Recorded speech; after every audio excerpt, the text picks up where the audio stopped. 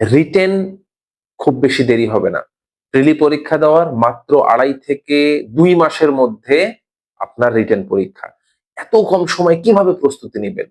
তাই আপনার যদি কনফিডেন্স থাকে যে এই বিসিএস আপনাকে নিতেই হবে, তাহলে প্রিলি এবং রিটেনের একসাথে প্রস্তুতি নেওয়া ছাড়া কোনো উপায় নাই। 50তম বিসিএস এর প্রস্তুতি নিতে হবে একদম প্রিলি রিটেন একসাথে। আপনি যেই টপিকগুলো প্রিলি রিটেনে আছে আপনি একদিন সময় নেন, বেশি সময় দেওয়ার সময় নেই। সকল টপিকগুলো মার্ক করে নিন। প্রিলিতে এবং রিটেনে কি কি টপিক আসে, জিনিসগুলো একসাথে কন্টিনিউয়াসলি পড়ে যান। সবসময় মনে রাখবেন, প্রিলিমিনারি হচ্ছে আপনাকে ছাঁটাইয়ের টেকনিক, আর রিটেন হচ্ছে আপনাকে ক্যাডার দেওয়ার মাধ্যম।